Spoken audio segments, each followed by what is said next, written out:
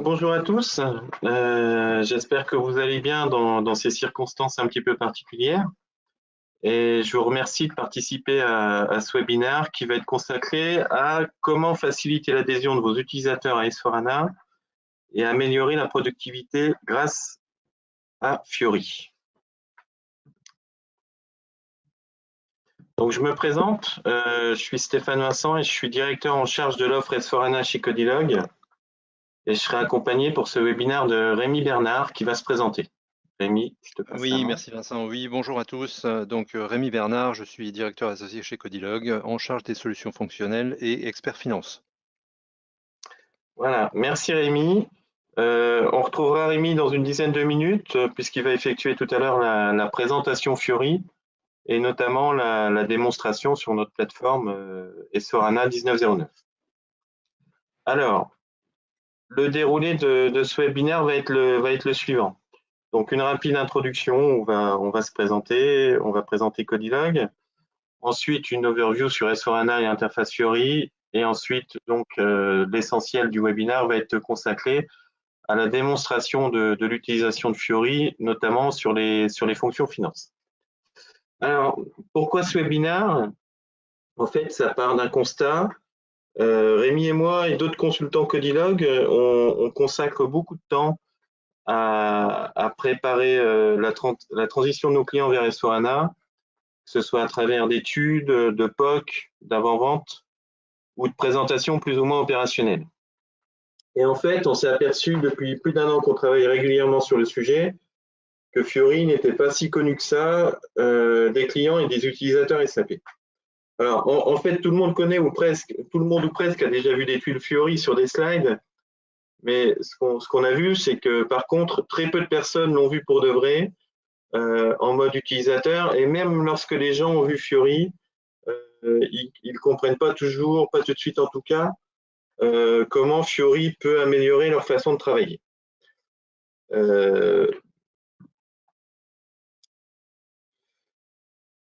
Voilà, donc c'est l'objectif qu'on a pour ce webinaire, c'est vous montrer comment Fiori peut être un levier pour effectuer sa transformation de CC6 vers S/4HANA. Alors c'est vrai qu'on est dans un contexte un petit peu particulier, que ça soit lié au Covid-19 ou au report de la maintenance SAP à 2027, et on pourrait se dire que le passage à S/4HANA n'est plus forcément une urgence pour certains d'entre vous. Cela dit, si vous êtes là, c'est que le sujet vous intéresse quand même. Mais en tout cas, chez Codilog, on est persuadé que S/4HANA est aussi une façon de rendre son SI plus agile et donc de permettre de pouvoir rebondir plus facilement après une crise. Alors, tout d'abord, avant de commencer, on s'excuse par avance s'il y a certaines lenteurs qui arrivent lors de la démo, parce que ça peut être lié au réseau, au fait que le webinaire est enregistré, mais aussi au fait qu'on utilise une machine de démo et c'est pas évidemment la même puissance qu'un système productif. Alors, juste un rappel, n'oubliez pas de mettre la présentation en taille réelle à 100% si vous avez un problème de définition sur votre écran, si ça apparaît flou. Et n'oubliez pas que vous pouvez poser vos questions également en direct. Nous y répondrons en cours de présentation ou en fin de session, puisqu'on a prévu une dizaine de minutes de questions-réponses. Pour ceux qui voudraient aller plus loin, vous pourrez nous contacter, Rémi ou moi, pour des réponses personnalisées au-delà de cette présentation. Voilà, donc je vais commencer par vous présenter rapidement Codilog et les enjeux de la transition vers S/4HANA. Donc je vais faire assez vite, sachant que l'objectif c'est de faire la part belle à la démonstration de Rémi, sachant qu'une bonne démonstration vaut généralement mieux qu'un long discours. Alors, Rémi, j'ai plus la main, si tu peux changer le slide.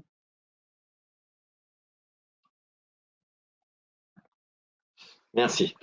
Alors, Codilog en quelques chiffres. Donc, Codilog, c'est un groupe de 300 personnes qui est spécialisé sur SAP, ce qui appartient au groupe Neurone, qui est lui-même une ESN de 5500 personnes. Donc, j'ai déjà dit que Codilog, c'est un spécialiste SAP, avec cependant plusieurs spécificités. Alors, la première, c'est que nous sommes revendeurs de licences SAP pour les sociétés de taille petite et moyenne. Donc, dans le monde SAP, c'est moins de 1,3 milliard d'euros de chiffre d'affaires. L'intérêt de ça, c'est qu'au-delà de la relation privilégiée que ça nous donne avec ces sociétés, c'est que ça nous permet d'avoir une vision très claire de la politique de licence de SAP sur S4HANA, mais aussi sur les autres produits SAP. Et du coup, ça nous permet d'aider nos clients, tous nos clients, qu'ils soient petits ou grands, à optimiser leur parc de licence lors d'un passage sur S4HANA. Nous avons par ailleurs un outil qui est dédié à cela, qui s'appelle OptiUse et qui permet donc de préparer l'optimisation du parc de licences avant de passer sur S4HANA. La deuxième spécificité de Codilog, c'est qu'on a une réelle expertise dans les solutions de data conversion. C'est ce qu'on appelle les offres SLO chez SAP. Une des originalités de Codilog, c'est qu'on a nos propres outils de data conversion. Alors c'est important parce que ça peut être un vrai levier lors d'un projet de transformation S4HANA, mais aussi lors de la vie courante du SI SAP de tous les jours. Lors d'une fusion, lors de la cession d'activité par exemple, mais aussi pour des opérations plus classiques de recodification diverses. Ça peut être des plans de compte ou des OTP par exemple. Voilà. Codilog, c'est aussi un peu l'innovation avec des vraies expertises. Alors que ça soit sur SCP, sur SAP PI, sur PO, sur Fiori. Sur Fiori, il faut savoir qu'on donne des formations, chez SAP, les formations UX100 et UX200 par exemple. Donc on a une équipe d'une dizaine de personnes qui sont un peu les têtes de pont de l'innovation pour Codilog et qui consacrent 1 ou 2 jours par semaine et qui ensuite partagent leurs connaissances avec les autres consultants dans des communautés dédiées, que ce soit sur S4HANA, la logistique, la finance, le développement, etc. Voilà. Par exemple, hier, on a eu un webinaire sur les différences entre les outils de reprise de données ECC et S4 que sont LSMW et LTMC. Voilà, je m'arrête là pour la présentation de Codilog et on rentre dans le vif du sujet. Donc, une overview sur S4HANA et l'interface Fiori. Alors, sur S4HANA, je vais passer rapidement sur les apports, sachant que si vous voulez plus d'infos, je reste à votre disposition en dehors de ce webinaire. Mais en résumé, donc, les apports de S4HANA se décomposent en 4 parties. Alors, la première partie, c'est la simplification de l'architecture technique et applicative, que ce soit l'unicité des données, la simplification du modèle ou la simplification du paramétrage. C'est-à-dire une seule façon de faire un paramétrage, là où dans ECC, parfois, il y avait 2 ou 3 façons de paramétrer une fonctionnalité, et aussi la BI embarquée. La deuxième partie importante dans S4HANA, c'est son ouverture. C'est-à-dire que les nouvelles possibilités d'intégration de S4HANA avec le monde extérieur sont beaucoup plus importantes que sur ECC, avec notamment des connexions natives via SCP vers une multitude d'applications. La troisième partie importante, c'est que ces 2 premières nouvelles fonctionnalités, on va dire, permettent l'intégration, permettent de développer des fonctionnalités hybrides, c'est-à-dire qu'ils vont s'appuyer sur S4, mais qui sont développées ailleurs. C'est peut-être le cas de l'intelligence artificielle, du learning machine ou des développements en mode sidecar qui permettent de diminuer la dépendance de vos spécifiques par rapport aux montées de version S4HANA. Alors c'est important parce qu'S4HANA, potentiellement, il y a une nouvelle version qui sort tous les ans. Et enfin, une dernière nouveauté importante, c'est la nouvelle interface utilisateur qui est multi-device, qui est réellement orientée utilisateur. Alors c'est vrai que SAP nous a fait plusieurs fois le coup lors des 10 dernières années. Et là, on a vraiment une interface réellement orientée utilisateur qu'on va voir aujourd'hui. Donc, dit autrement, et par ordre de mise en œuvre, on va dire qu'il y a les gains IT, que je vous ai détaillés ici. Il y a les gains utilisateurs, qu'on va voir essentiellement avec Rémi. Il y a des gains métiers, certains étant liées aux gains utilisateurs qu'on a vus précédemment, hein, puisque Fiori va permettre d'améliorer la productivité des utilisateurs. Mais il y a aussi des applications qui ne sont disponibles que dans S4. Si on prend le DDMRP par exemple, ou Global ATP, qui avant étaient dans des applications autres que CC. Et enfin, pour les clients les plus en pointe, si je peux dire, donc S4HANA va permettre de couvrir de nouveaux besoins d'innovation à travers l'IoT, la blockchain ou l'intelligence artificielle, le learning machine déjà évoqué, ou sur la blockchain, la gestion de la traçabilité, par exemple, utile dans certains domaines. Voilà, c'est tout ce que je vous propose de voir pour les apports de S4. Je vous propose maintenant de laisser la main à Rémi pour la démonstration. Rémi, c'est à toi. Oui, merci Stéphane. Alors, juste pour avant de basculer sur des écrans bien réels, je voulais encore juste faire une petite introduction sur les différentes fonctionnalités nouvelles et les nouveautés qu'on a pu mettre en valeur sur les dernières versions éditées par SAP. Alors déjà, Fiori, ça va être aussi cette nouvelle interface utilisateur, ça va être aussi la façon d'appréhender ou d'approcher l'information différemment. Ce qui va être mis à disposition de l'ensemble des utilisateurs ou de l'ensemble des équipes, ce sont essentiellement des indicateurs ou des tableaux de bord qui vont permettre, plutôt que de partir un petit peu comme on avait l'habitude de le faire dans des ERP antérieurs, plutôt que de partir directement dans l'analyse du détail, c'est là je pars d'une vue plutôt overview pour retrouver quelles pourraient être les dérives sur certains indicateurs qui sont vitaux pour mon activité. Et à partir du moment où je constate une dérive, là, je peux partir dans le détail. Donc, plutôt que de faire une analyse ultra spécifique, ultra détaillée d'emblée, eh bien, je vais plutôt prendre du recul. Donc, un peu cette approche type Google Earth dont je parle ici. Et à partir du moment où je détecte des anomalies ou des dérives, là, je vais pouvoir focaliser sur les éléments qui vont me permettre d'analyser ces dérives et de les corriger, bien sûr. Bon, c'est un petit peu, j'aurais tendance à dire, l'image, c'est un petit peu comme vous êtes dans votre voiture, hein, vous disposez d'un tableau de bord. Tant que les voyants ne s'allument pas, vous n'êtes pas inquiet. À partir du moment où des voyants s'allument, là, vous allez vous poser la question et vous allez analyser le pourquoi de cet indicateur ou de ce voyant qui s'allume.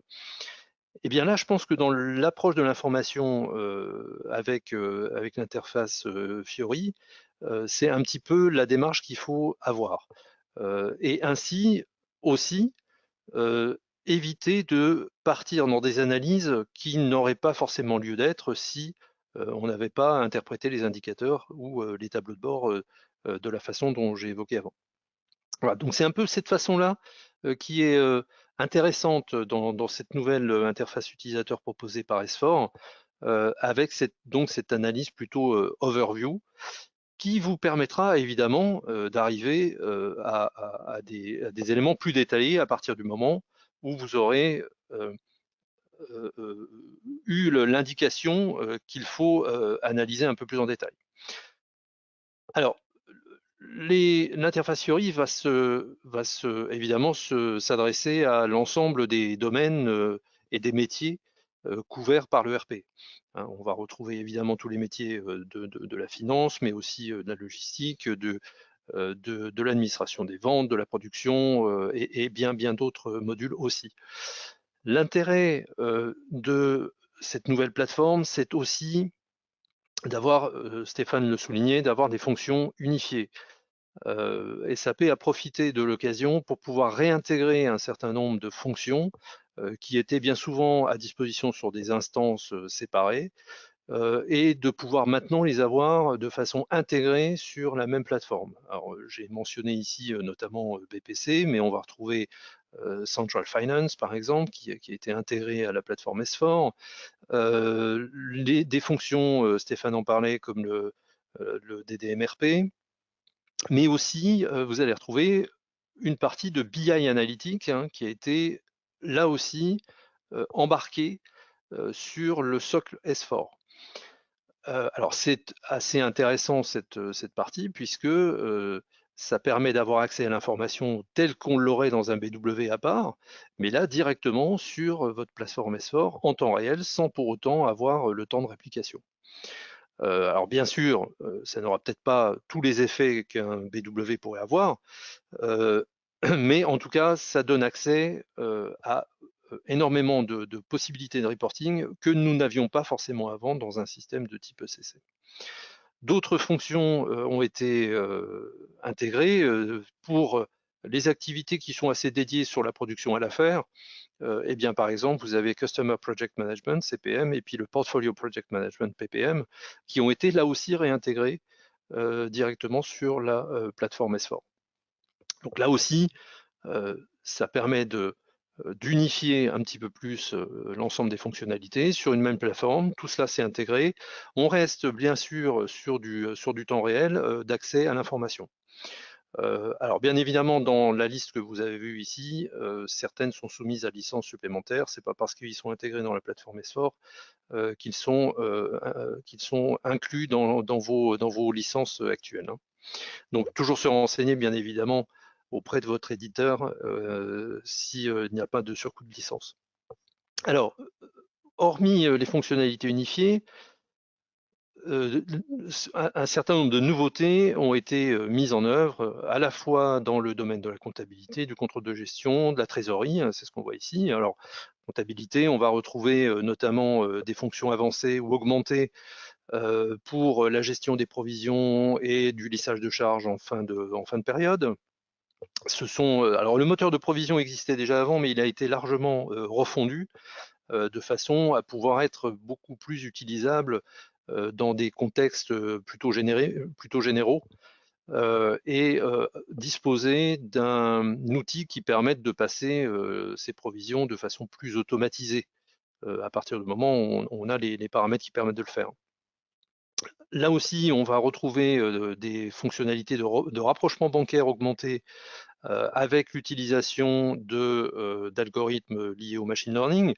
Alors là, c'est notamment ce qu'on appelle cache application qui va permettre d'augmenter le taux de rapprochement des encaissements clients et de moins passer de temps en effet à faire ce type d'opérations qui n'ont pas forcément une grande valeur ajoutée mais qu'il faut faire de toute façon.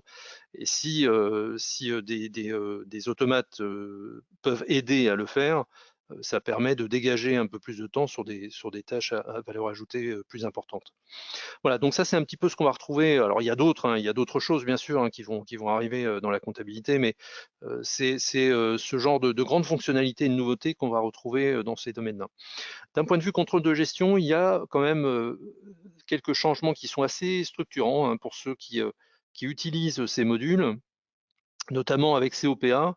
L'orientation globale sur cette partie, c'est d'aller vers un COPA qui serait account-based, donc qui, comme son nom l'indique, est basé sur des sets de comptes, évidemment, et non plus l'approche costing-based telle qu'elle était pratiquée quasiment à 99% par l'ensemble des clients utilisant COPA.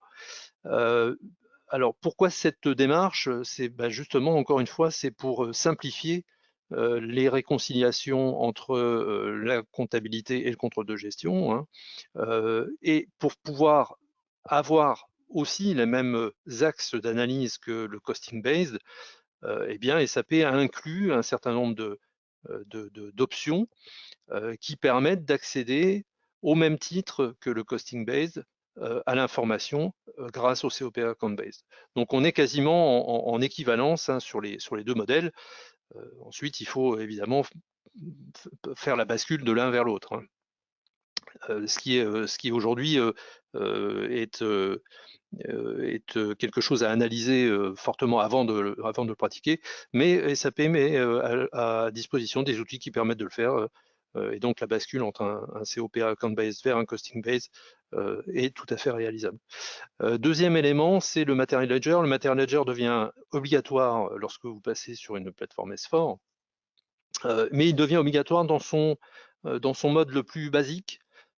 C'est la brique la plus basique du Material Ledger pour simplement pouvoir effectuer la valorisation de vos stocks. Les autres fonctionnalités qui étaient connues du Material Ledger restent toujours optionnelles et sont au bon vouloir des clients s'ils veulent l'utiliser ou pas, en fonction de leur activité, bien sûr.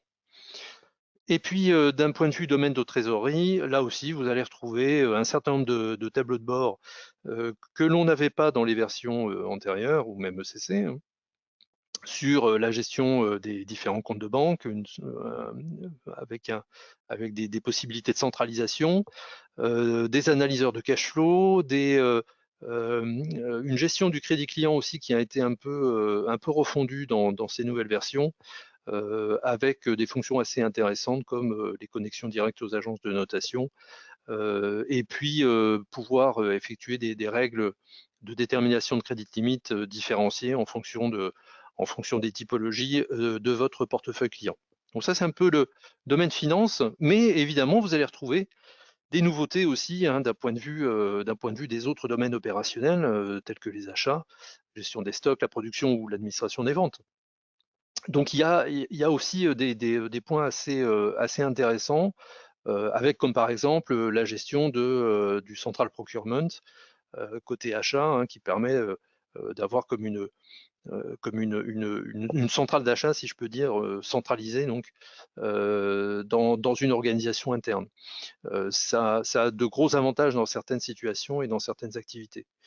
Mais à travers l'ensemble de ces domaines-là, on va retrouver quelque chose d'assez constant, hein, c'est ce que je mets en première ligne, ce sont les fameux tableaux de bord ou ces overviews telles qu'elles sont décrites par SAP, qui vont permettre d'accéder donc à une information un peu plus synthétique et des indicateurs qui vont vous permettre de gérer au quotidien ou de façon régulière en tout cas un certain nombre de points vitaux de vos activités.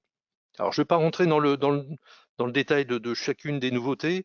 Vous aurez de toute façon à la fin du webinaire accès à une version électronique de ce document qui vous permettra de pouvoir regarder un peu plus en détail. Alors là, ce que je vous propose, c'est plutôt de basculer à la démo, c'est ce qui nous intéresse le plus. Alors, malheureusement, on n'aura pas forcément le temps matériel dans une petite durée de pouvoir tout vous montrer. Alors, j'ai fait une présélection de choses importantes que je voulais vous montrer aujourd'hui, dont notamment les tableaux de bord, évidemment, hein. Certaines fonctions de la comptabilité, comme le chargeur de pièces qui est quand même une nouveauté dans le RP SAP, chargeur de pièces natif, j'entends, et puis également une façon de gérer les hiérarchies globales un petit peu différente de ce qu'on avait l'habitude de connaître avant également. Je poursuivrai sur une fonction controlling qui permettra de vous montrer un reporting sur la projection d'analyse des ventes. Et puis, d'un point de vue reporting, je vous montrerai également, sur la base d'une balance générale, comment la BI intégrée fonctionne. Voilà. Et si on a encore un petit peu de temps, on pourra voir, ou on pourra parler en tout cas, de ce que SAP a mis à disposition maintenant, qui s'appelle Extensibility, qui permet de rajouter des dimensions clients de façon tout à fait simple, sans pour autant avoir accès à un développement compliqué. Rémi, voilà. Avant que tu commences la démo, il y a une question. Oui. Il y a une question sur le workflow, sur la partie finance.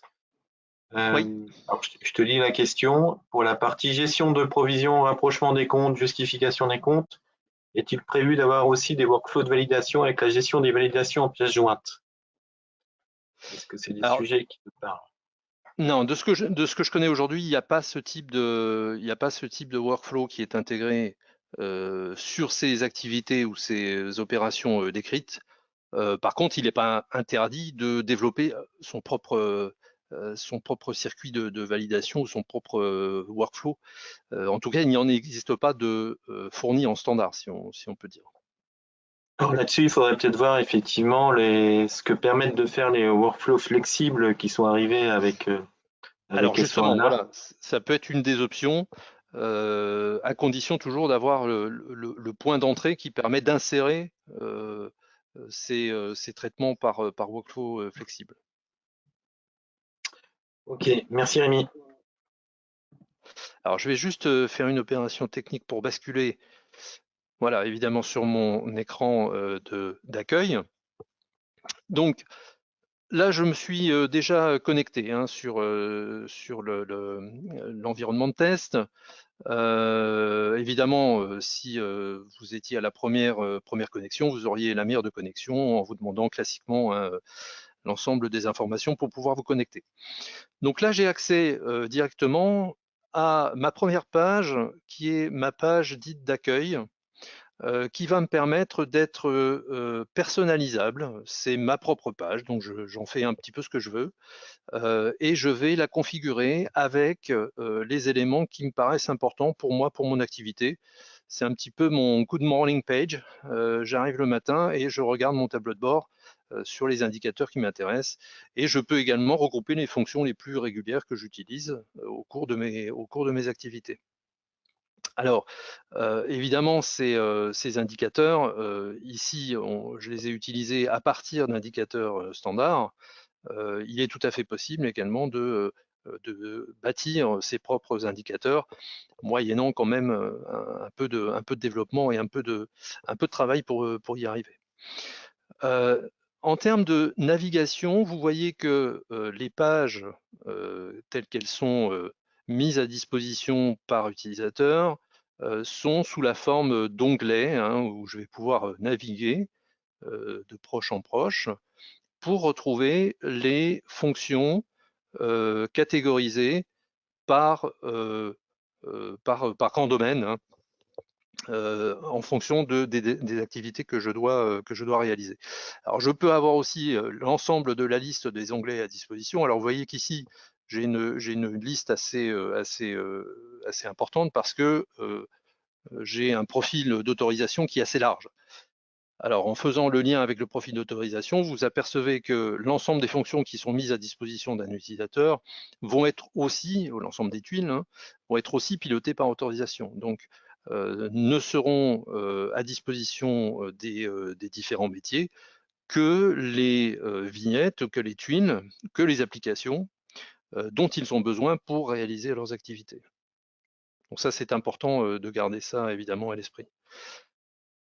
Une fonction très intéressante et que je trouve assez géniale dans cette interface-là. Alors évidemment, on est dans le monde du web, alors on va dire un outil de recherche, on en utilise tous les jours, c'est vrai, mais c'est quand même une nouveauté au sein de l'ERP tel qu'on le connaît aujourd'hui.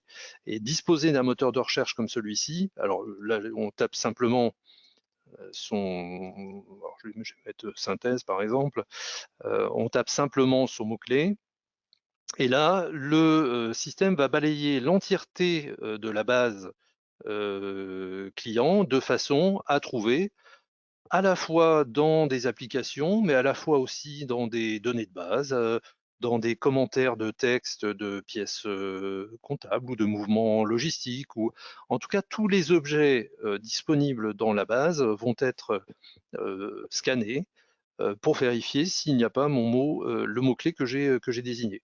Et le résultat qui m'est donné ici, alors c'est un résultat toujours assez parcellaire dans un premier temps, ensuite je peux le détailler, mais il pourra être aussi catégorisé en fonction des objets qui auront été sélectionnés avec le mot-clé que j'aurai donné. Donc là, en l'occurrence ici, je n'ai que des applications qui comportent le mot synthèse, mais si j'avais recherché par le nom d'un fournisseur ou par le nom d'un client, ou par le nom d'un article ou d'un numéro ou d'une référence de document, eh bien le système m'aurait donné, ou le résultat de la recherche en tout cas m'aurait donné l'ensemble des documents ayant cette référence donnée. Donc ça, c'est un vrai plus au quotidien pour certaines équipes qui ont l'habitude d'être en contact avec soit du support client, soit des comptabilités fournisseurs qui sont assez sollicités pour avoir des informations. Eh bien ça, c'est quand même un outil rapide, efficace et qui permet d'accéder beaucoup plus rapidement à l'information.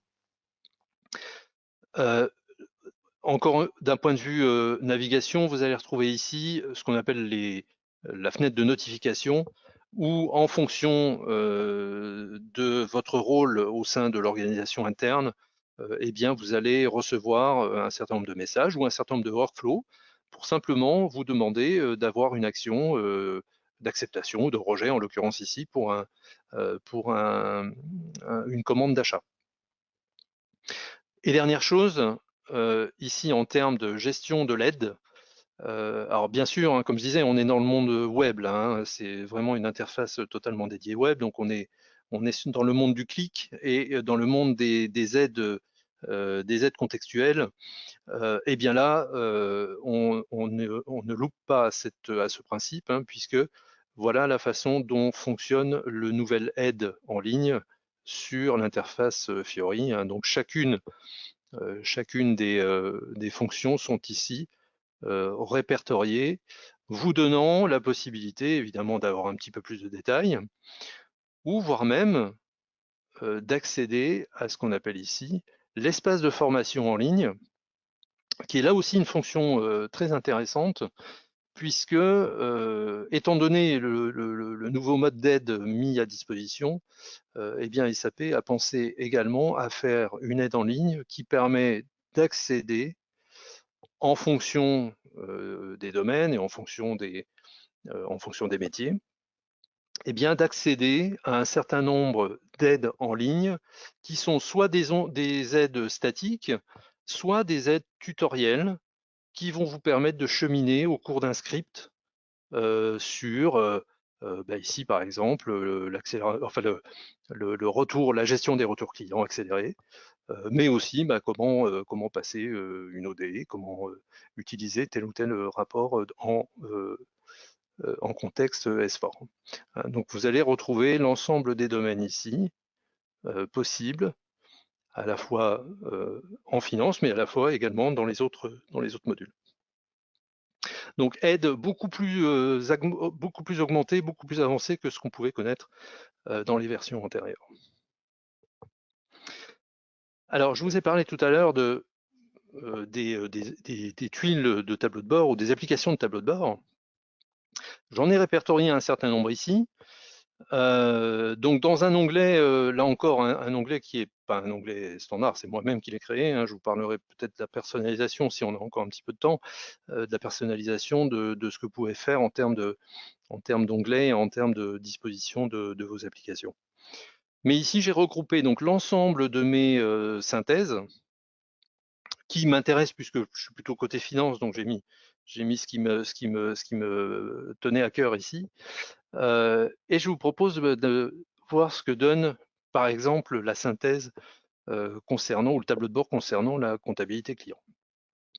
Alors évidemment, ce tableau de bord est un tableau de bord qui est proposé de façon native lorsque vous installez une version S4. Il comporte un certain nombre d'indicateurs qui sont intéressants, qui sont bien souvent cross-activité en fonction des métiers, mais qui ne seront peut-être pas complets sur telle ou telle activité d'entreprise, et certains indicateurs pourront être créés ou bâtis et incorporés dans ces tableaux de bord. Alors ici, qu'est-ce que vous voyez? Donc c'est évidemment, comme je disais, un ensemble ou un regroupement de fonctionnalités et d'indicateurs qui sont dédiés à l'activité de la comptabilité client. Donc là, ce que je vais pouvoir retrouver, c'est par exemple ici une simple balance AG. Alors les données ne sont pas les données les plus pertinentes ici dans mon système, mais disposer d'une balance AG en lecture directe et en affichage direct comme celui-ci, c'est quelque chose qui était totalement inconnu des utilisateurs de CC s'ils n'avaient pas reconstitué une balance AG en bonne et due forme. Ici, vous l'avez de façon tout à fait native, avec la possibilité ici d'accorder un certain nombre de paramètres qui vont permettre d'ailleurs de jouer sur les intervalles de ma balance AG.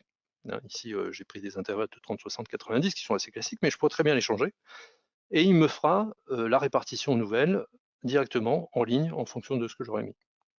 Ce qui est intéressant aussi, c'est que dans ces représentations que vous avez ici, je peux avoir donc la structure d'âge de mes créances par échéance, mais je peux aussi directement avoir une autre analyse selon un autre axe. Et je demande, par exemple, la répartition. Quelle est la répartition de l'ensemble de ces créances qui sont en retard par société? Alors là, en l'occurrence, j'ai qu'une société qui est alimentée, mais si j'en avais plusieurs, eh bien, j'aurais la répartition évidemment par l'origine des sociétés. Alors pourquoi? Parce que ici, je suis sur encore une fois, sur un périmètre qui est multi-société, mais je pourrais très bien cibler sur le périmètre qui m'intéresse. En tant que comptable client, eh bien, je ne vais peut-être pas gérer l'ensemble des sociétés d'un groupe, mais je vais gérer un pool de sociétés et je pourrais très bien intégrer ce pool de sociétés dans mes paramètres, ce qui ferait que en ayant figé les paramètres pour mon accès à moi, eh bien, à chaque fois que je viendrai sur mon tableau de bord, il me donnera les éléments liés à mon périmètre.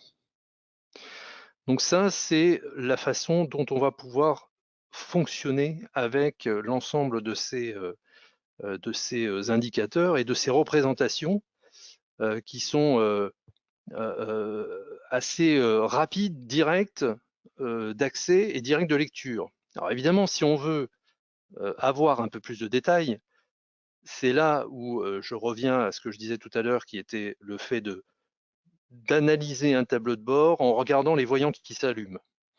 Eh bien, c'est un peu la démarche qui est à faire là. Je regarde ma balance AG client, je vois que j'ai la totalité de mes créances qui sont en retard de paiement de plus de 90 jours. Ça peut m'inquiéter, ça doit m'inquiéter même.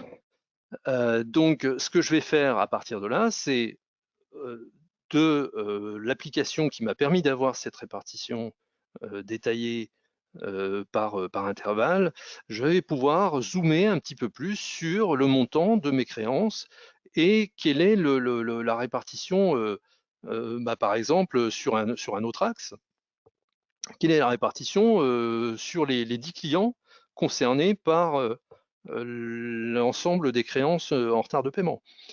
Donc je vais pouvoir à nouveau ici, voilà, refaire une répartition différente avec ici mon axe client et avec ici le montant des créances qu'ils me doivent, qui sont en retard de paiement par ailleurs de plus de 90 jours.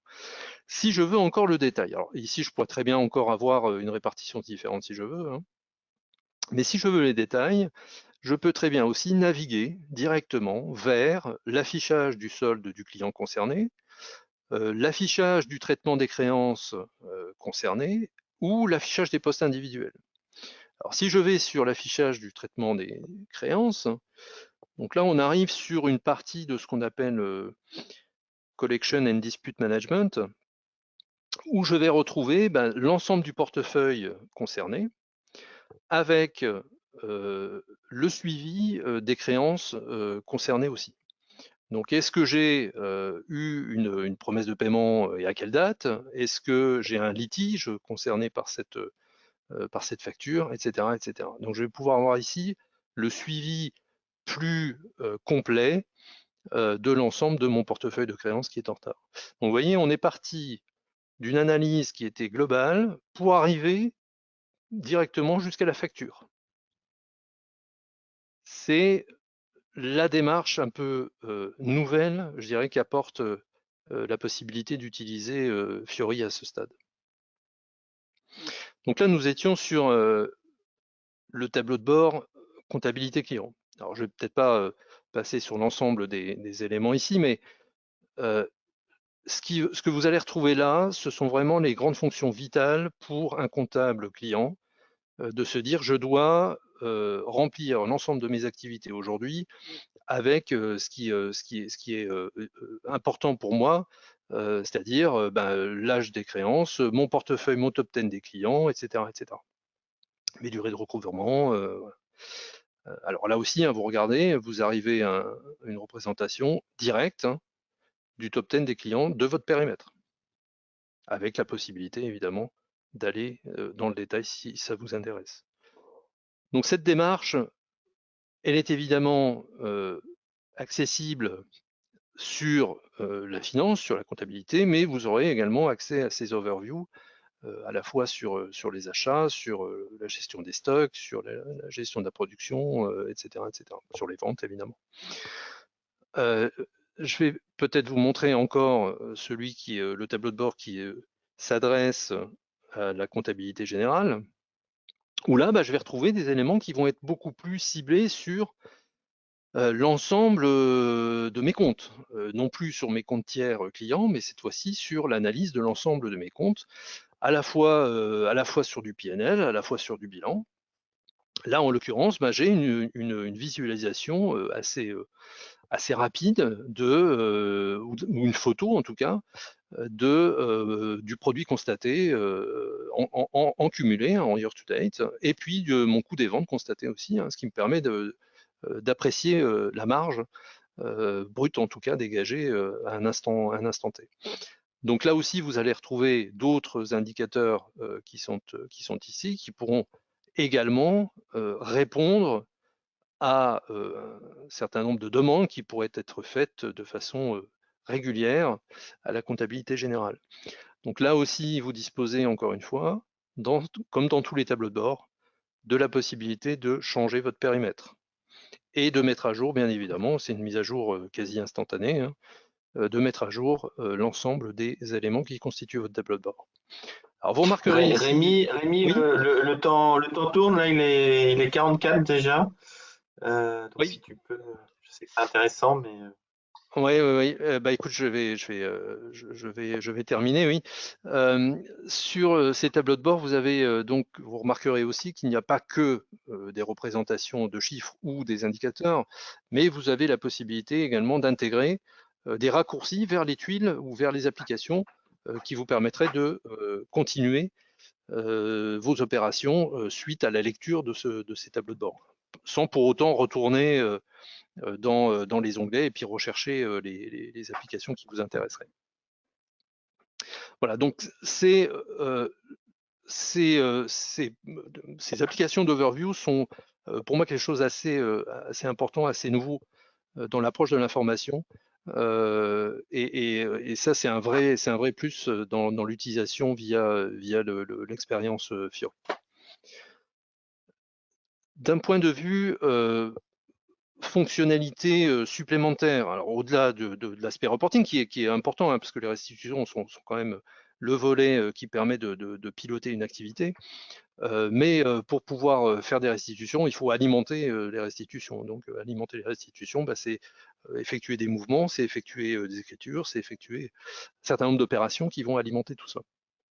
Eh bien, dans le contexte S4, SAP a, d'un point de vue comptabilité, a intégré maintenant directement ce qu'on appelle un chargeur de pièces universel, qui se traduit sous cette forme et qui est à la base d'un chargement de pièces qui sont préparées sur un modèle dans un format assez connu, c'est un format Excel, dont vous pouvez télécharger le modèle ici. Le modèle, je vais juste vous montrer à quoi il correspond. Donc ce modèle vous permettra de préparer l'ensemble des écritures que vous voulez charger en masse sous un format quand même assez connu, quoi qu'il en soit, avec, alors, le temps que ça charge,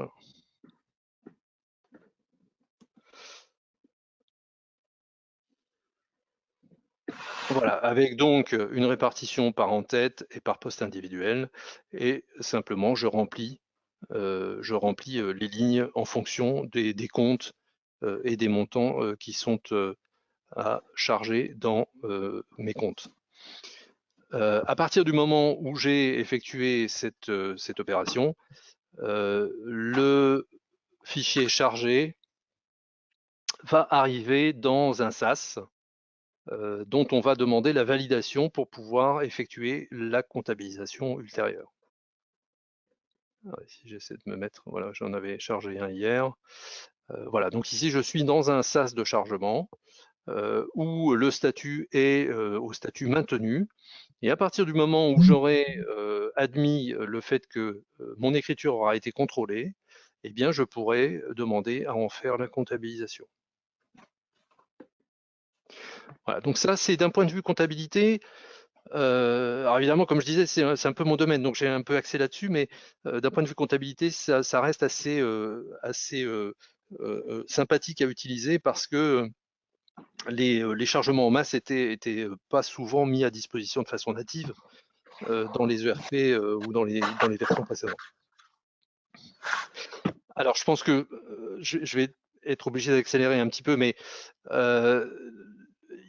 il y avait aussi une partie dont je voulais vous parler, c'était la gestion des hiérarchies dans S4 qui change un peu. Et la gestion de ces hiérarchies vont concerner différents objets que vous connaissez, qui sont notamment les centres de profit, les centres de coûts, les hiérarchies de comptes, etc., etc. Les hiérarchies de société hein, pour tout ce qui va être consolidation.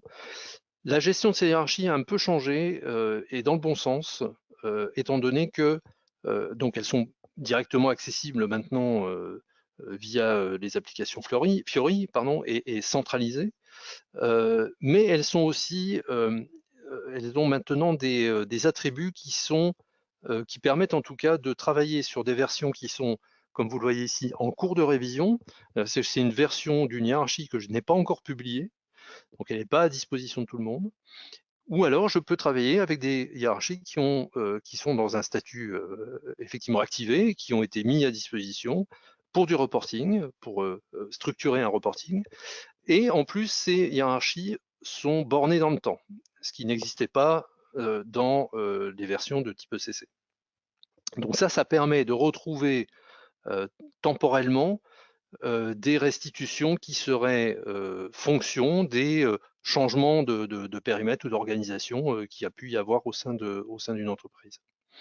Donc la gestion de ces hiérarchies est assez, je dirais, simplifiée et augmentée dans la mesure où on peut maintenant les utiliser de façon à la fois projective mais aussi rétroactive. Alors pour aller sur un autre domaine, puisqu'on parlait des restitutions, évidemment, il faut alimenter le système avec de la donnée. C'est un moment aussi pour les restituer. Alors là encore, Rémi. pardon? Ça sera la dernière démo là. Oui, oui, oui. Je reste sur voilà sur la balance, sur une balance générale. Donc là, on va faire appel à ce qu'on appelle la BI embarquée là du coup. Hein. Alors pour ceux qui connaissaient les balances générales dans les versions ECC, elles étaient très statiques, avec une impossibilité de faire varier en tout cas les dimensions. Pourquoi? Parce qu'on était basé sur un système avec des tables d'agrégats, avec des tables de totaux, dont les dimensions étaient fixées. Là, aujourd'hui, avec le modèle de données S4, en tout cas d'un point de vue comptabilité, mais ça sera transposable également dans les autres domaines, hein, puisque le modèle a été transposé. Là, vous avez accès directement à l'ensemble des caractéristiques, ici, comme vous le voyez à gauche, à l'ensemble des caractéristiques du modèle comptable ou contrôle de gestion. Ce qui fait qu'une balance générale comme celle-ci peut être subdivisée par l'ensemble de ces dimensions, si tant est que ces dimensions puissent avoir une corrélation entre elles. Hein. Il faut également sélectionner les bonnes données de façon à pouvoir avoir une balance interprétable. Mais si je prends ici l'exemple du centre de coût, eh bien je peux très bien, par simple glisser-coller, avoir la représentation temps réel direct là, de ma balance, en fonction des paramètres que j'ai rentrés bien sûr au préalable, de ma balance donc avec ma dimension cost center directement.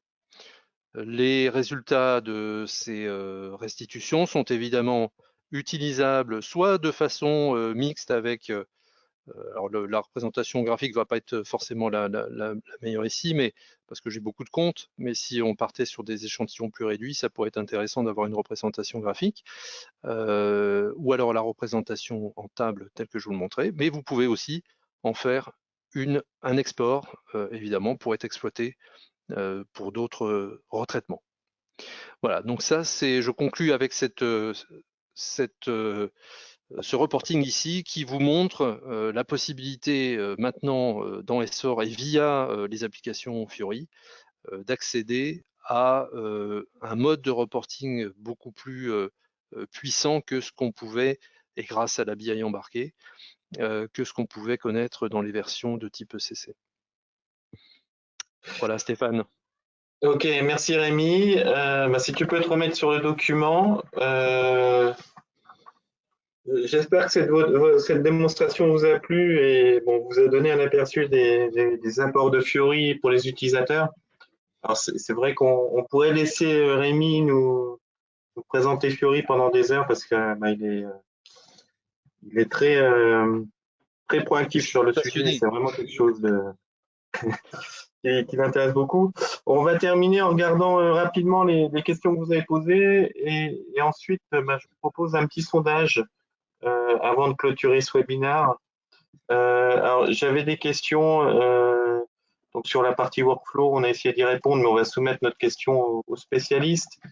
Il y avait une question sur les tuiles spécifiques. Est-ce qu'elles peuvent s'intégrer dans le même Launchpad? Alors j'ai répondu oui.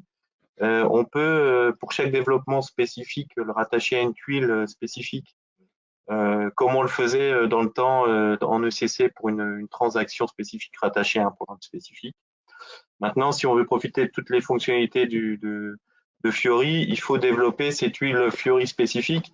Et ça, c'est un webinaire qu'on a prévu au mois de juin. Il y avait une question sur les aides. Est-ce qu'elles sont disponibles en français? Alors, certaines, oui. Les aides contextuelles, ce qu'on avait la touche F1 ou F9 en ECC, c'est traduit en français. Pour tout ce qui est présentation des processus, SAP fait les présentations essentiellement en anglais. Il y en a certaines en français, mais très peu. Et après, si vous voulez créer vos propres présentations, vos propres formations en ligne, le mieux, c'est de passer par SAP Enable Now, qui est soumis à licence supplémentaire de la part des SAP, mais c'est assez peu cher de mémoire, et qui permet de faire vos propres démonstrations et vos propres outils de formation. Voilà, sur la structure en arborescence, alors si on a beaucoup d'onglets, effectivement, ça peut être laborieux d'aller de gauche à droite. Il est aussi possible d'avoir toutes les tuiles sur la même page. Maintenant, SAP déconseille d'afficher plus de 400 tuiles sur une seule page parce qu'après, ça pose des petits problèmes de performance. Voilà. Sur le chargeur de pièces, Rémi, il y avait une question pour toi. Est-ce qu'il y a un modèle unique ou est-ce que d'autres modèles peuvent être définis? Alors non, il y a un modèle unique parce qu'il répond, au modèle de chargement des pièces, bien évidemment. En revanche, il est adapté en fonction des éléments de votre solution, ou des éléments que vous aurez activés dans votre solution. Je m'entends, si vous avez ajouté par exemple une zone client, eh bien cette zone client, s'il a été constituée de façon classique et de façon standard, eh bien elle apparaîtra dans le modèle.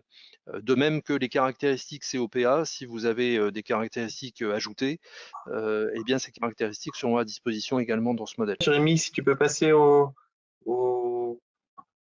slide suivant. Donc juste pour vous dire qu'on aura 2 webinaires qui vont être organisés sur le même thème Donc au mois de mai, ça va être plus un webinaire sur pourquoi, quand et comment passer sur S4HANA. Alors pourquoi, ben, vous venez d'en voir une partie hein, à travers l'apport à travers l'apport de Fiori, oui. Et le deuxième webinaire, lui, sera dédié au développement de tuiles Fiori. Donc que ce soit extension de tuiles que Rémi n'a pas eu le temps de montrer aujourd'hui, ou la création de tuiles spécifiques avec SAP UI5.